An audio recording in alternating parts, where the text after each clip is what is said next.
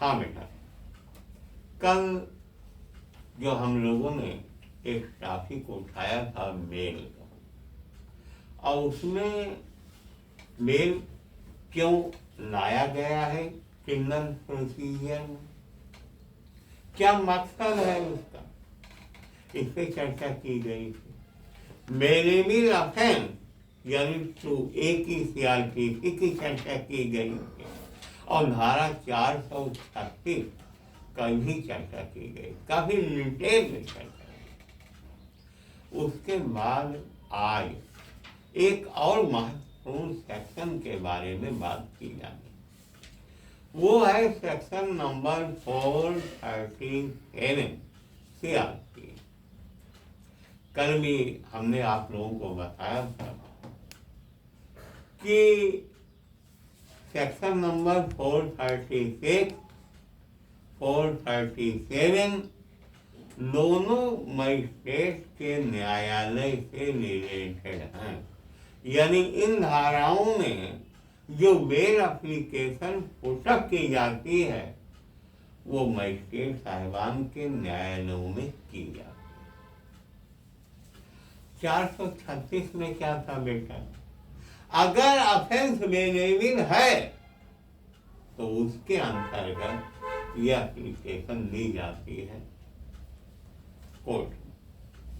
उसमें एक चीज और एक्सप्रेशन थी कि उसमें स्टेशन अफसर आके पुलिस स्टेशन को भी पावर दी गई है, लेकिन 437 में ऐसो को पावर नहीं। यह पावर सिर्फ अदालतों को है। अब आइए 437 को देखा।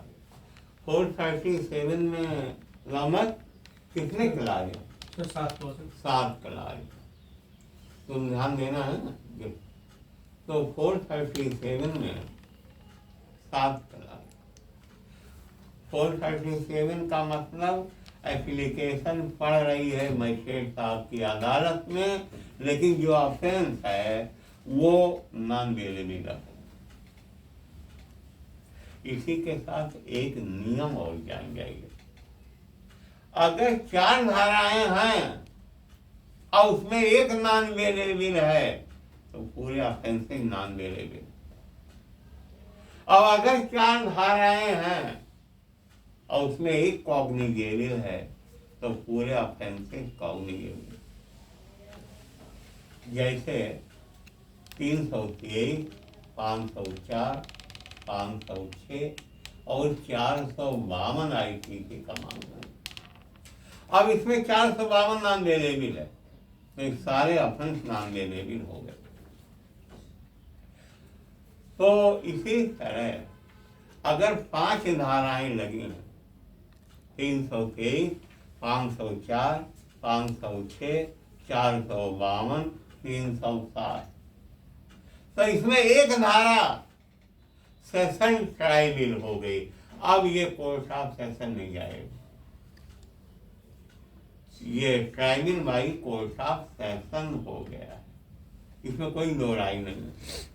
तो नॉन बेलेबल ऑफेंस में जब कोई पुलिस अधिकारी के द्वारा गिरफ्तार करके कोर्ट में पेश किया जाएगा या वो अपने को सरेंडर करता है तो उसको जब जुडिशियल रिमांड दे दिया जाएगा तब बेल से बाहर होगा।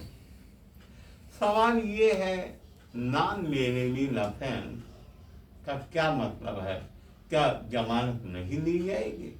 ऐसा नहीं है, ऐसा नहीं है, जमानत नहीं दी जाएगी।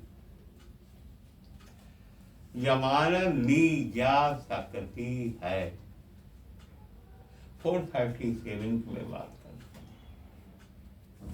437 के क्या लिखा है शुरुआत तो तुम्हारा सुनाना। सर 437 कहता है कि अगर कोई व्यक्ति जो अजमानतीय अपराध का अभियुक्त है और जिसे थाने का भार साधन अधिकारी बिना वारंट के गिरफ्तार या निरुद्ध करता है और या जो है सेशन न्यायालय या उच्च न्यायालय के समक्ष हाजिर होता है, लाया जाता है, हैं? उसके अतिरिक्त उसके अतिरिक्त? हाँ, उसके अतिरिक्त सर, तो जमानत पर छोड़ सकेगा। सीधा सा मतलब है, इनके शब्दों के जाल में न फंसो। जो लिखा है, ये धारा कह रही है कि कोई एक्यूज जब गिरफ्तार होता है थानाध्यक्ष के द्वारा और उसे कोर्ट ऑफ सेशन या हाई कोर्ट के अलावा, तो यही तो बचे मजिस्ट्रेट, इनकी अदालत में पेश किया जाता है। जब कोई आदमी गिरफ्तार होगा पेश यही किया जाएगा, या वो अपीयर होता है। कहने का मतलब उसने अपने को आत्मसमर्पण किया है, तब उसे जमानत पर छोड़ा जा सकता है। यानी जनरल प्रिंसिपल क्या है? He may be released on bail even by magistrate. लेकिन अब आगे क्या लिखा है पढ़े। सर क्लॉज 1 कहता है कि यदि जो पढ़िए, यदि वह यह विश्वास करने का उचित आधार है कि ऐसा व्यक्ति मृत्यु, आजीवन कारावास से दंडनीय अपराध का दोषी है, तो वह जमानत पर नहीं छोड़ा जाएगा। ये जो इन्होंने पढ़ा है वो बता रहा है कि उसे चाहे गिरफ्तार शुदा या वो अपीयर हुआ है और उसके ऊपर जो एलिगेशन है वो ये है कि उसके द्वारा वो ऑफेंस कमिट किया गया है कि इसमें या तो मृत्युदंड है या जीवन कारावास की सजा है, तो उसे नहीं छोड़ा जाएगा। कारण ये है कि आप भी अगर वकालत करोगे तो देखोगे कि जो पब्लिक प्रोसिक्यूटर साहब होते हैं वो 2 ही लाइन लिखते हैं, sir accused has been remanded to judicial custody under section such and such in case crime number ये PS color offense is non-bailable and punishable with life imprisonment and very strongly opposed। तो अगर वो क्यों लिखते हैं? वो इसीलिए लिखते हैं कि अगर कोई ऑफेंस इसमें आता है जिसमें फांसी की सजा है या जीवन कारावास की सजा है, तो ऐसे आदमी को जमानत पर नहीं छोड़ा जाएगा। अगला पढ़ो। Clause 2. Such person shall not be released if such offence is a cognizable offence and he had been previously convicted of an offence punishable with death, imprisonment for life or imprisonment for 7 years or more। रौनक जी ने अभी जवाब दिया है, दूसरा class बताया है और उसमें यह कहा गया है कि अगर एक वो जनरल बेल दे दी जाएगी, लेकिन जो आदमी सामने आया है जेरे हिरासत है, ये इसके पहले एक बार कन्विक्ट हो चुका है किसी ऐसे मामले में जिसमें या तो फांसी की सजा थी या जीवन कारावास की सजा थी, तो उसे नहीं रिलीज किया जाएगा। आगे। Or he had been previously convicted on 2 or more occasions of a cognizable offence punishable with imprisonment for 3 years or more but not less than 7 years। लेकिन उसमें एक ही कन्विक्शन काफी था, अब यहाँ कम से कम 2 कन्विक्शन चाहिए। अगर इसके पहले वो 2 बार कन्विक्ट हो चुका है जिसमें 3 साल से ज्यादा कॉग्निजेबल ऑफेंस हो और 3 साल से ज्यादा और अप टू 7 ईयर तक की सजा हो, तब भी बेल नहीं दी जाएगी। आगे क्या कह रहा है खुदा? परंतु न्यायालय यह निर्देश दे सकता है कि खंड 1 और खंड 2 निर्दिष्ट व्यक्ति जमानत पर छोड़ दिया जाए यदि वह व्यक्ति 16 वर्ष से कम आयु का है या कोई स्त्री है या कोई रोगी है या अंग शिथिल व्यक्ति है। ये क्लास और दे रहे हैं, कह रहे हैं कि सच पर्सन में बी रिलीज कब? अगर ये जो मुलजिम है जो जमानत की मांग कर रहा है, इसकी उम्र 16 साल से कम है, या ये स्त्री है, या ये रोगी है, या ये विकलांग यानी विकलांग यानी आजकल क्या कहते हैं उसे, दिव्यांग, तब भी छोड़ा जा सकता। इसमें देखो एक पॉइंट है बेटा, 16 वर्ष से कम, अब इसका कोई औचित्य नहीं है, क्योंकि जे एक्ट में ही एक प्रावधान है कि अगर कोई इस तरह का बच्चा है जो 18 साल तक का है, तो वो तो इन कोर्टों के सामने आएगा ही नहीं, उसे जे बोर्ड के सामने पेश किया जाएगा। लेकिन शायद इस तरफ अभी किसी की निगाह गई नहीं है, और अभी हमने नया वाला एक्ट भी नहीं देखा है BNSS कि वहाँ भी यही उतार दिए हैं या वहाँ 16 वर्ष वाला क्लास हटा दिए हैं। वो हम लोग गोली बात से देखेंगे। देखो बेटा, अभी मैं आजकल देख रहा हूँ सारी जगह पे सेमिनार हो रहे हैं। अब योजन विभाग में भी एडिशनल डायरेक्टर साहब के नेतृत्व में पूरे रेंज की बैठक की जा रही है, जहाँ उस रेंज में जितने डिस्ट्रिक्ट आते हैं उनके पब्लिक प्रोसिक्यूटर, DGC, ADGC और अभियोजन सारे अधिकारी ये बैठ के पुलिस अधिकारी उस पर चर्चा कर रहे हैं नए प्राविधान पे। तो हमें लगता है वो लोग हमसे आगे निकल गए हैं, लेकिन कोई चिंता बात नहीं, हम लोग भी करेंगे।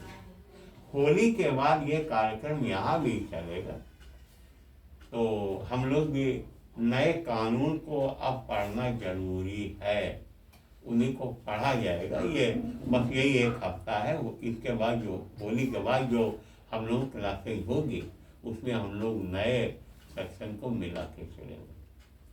तो ये हो गया बेटा। अगला पॉइंट क्या है सर? 437 का सेकंड प्रोवाइजो ये कहता है कि अगर 437 के खंड 2 में अगर उसे न्यायालय को लगता है कि जमानत देने के लिए पर्याप्त आधार है, विशेष कारण है, तो वह उन कारणों को दर्शाते हुए जमानत पर छोड़ देगा। इसमें कोई खास बात नहीं है डिस्कस करने वाली। इसमें यह है कि अगर उनको लग रहा है उपरोक्त मामलों का ऐसा है तो उसका उल्लेख स्पष्ट रूप से करना होगा। रौनक आगे क्या है?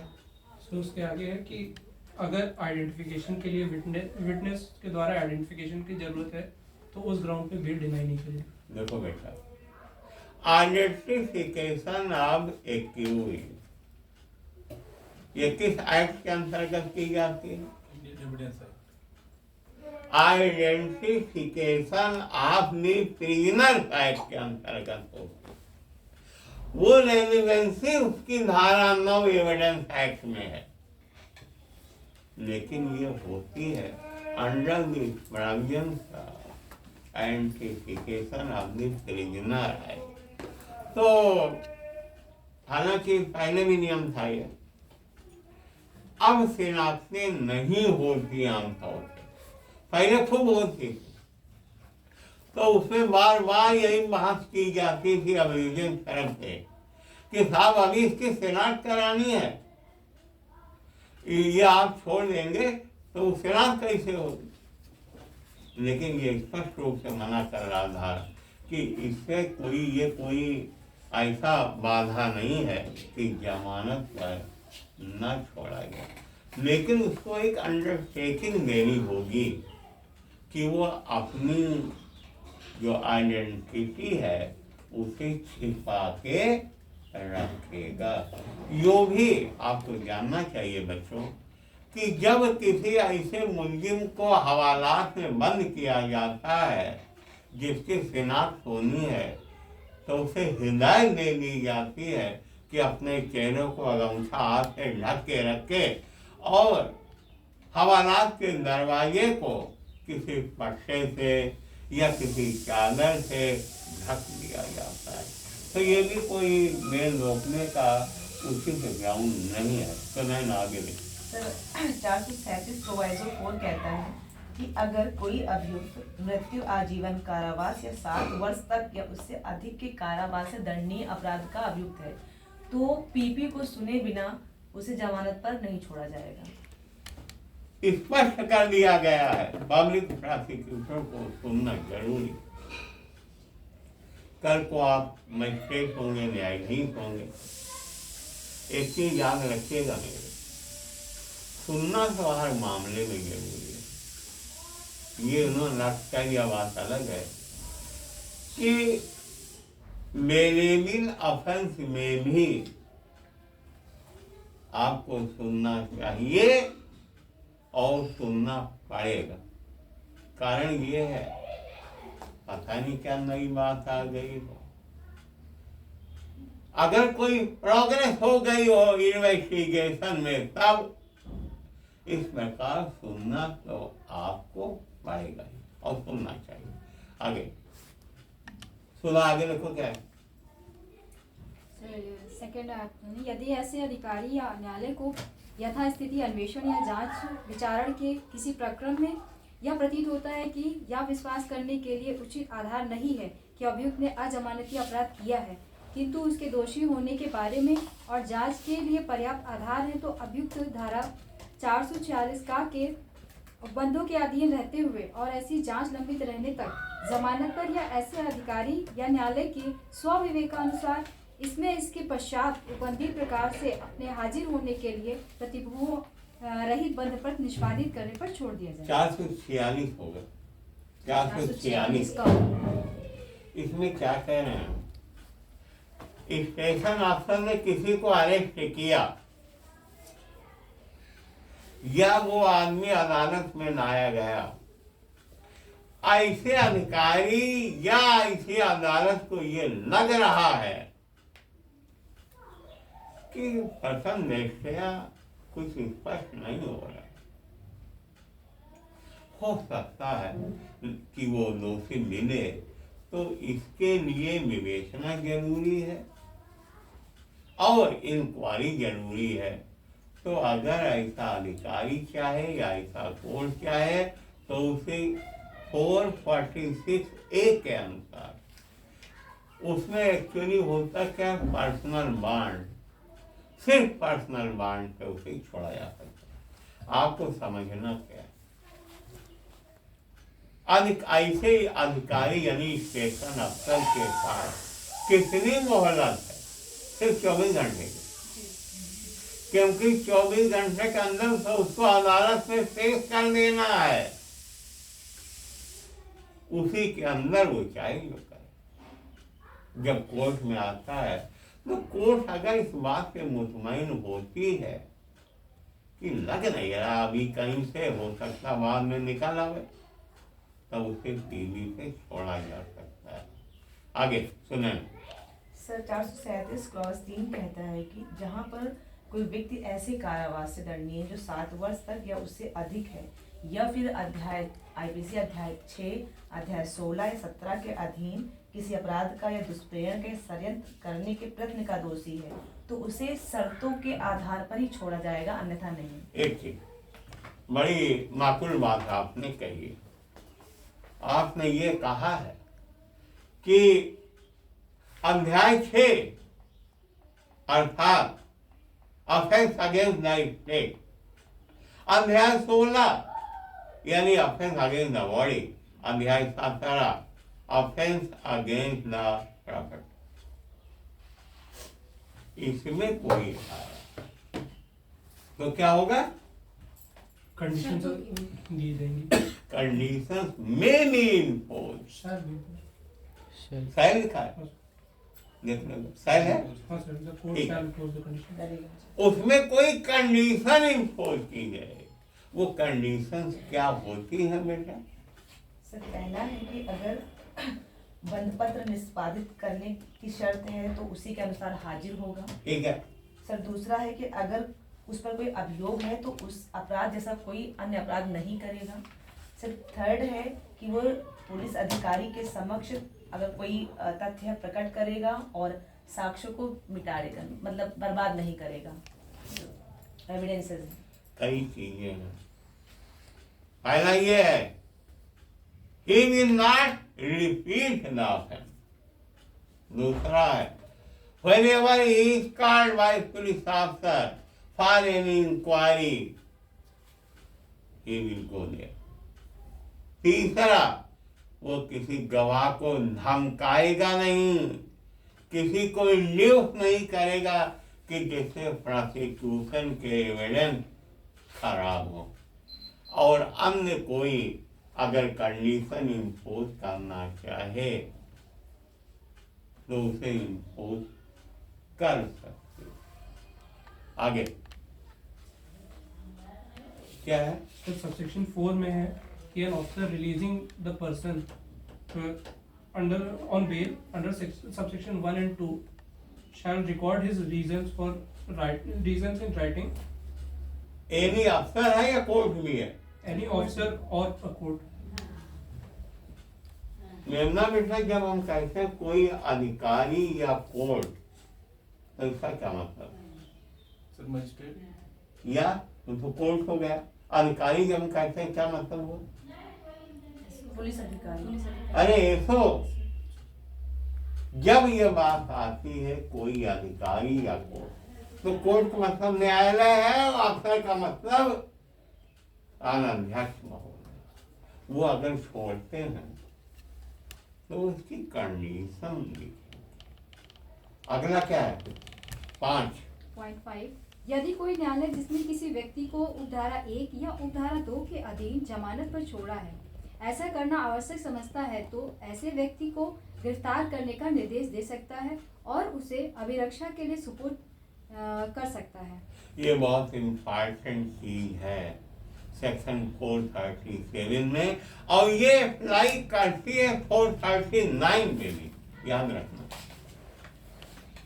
437 में है, 439 में ये अप्लाई करती है। यह है क्या?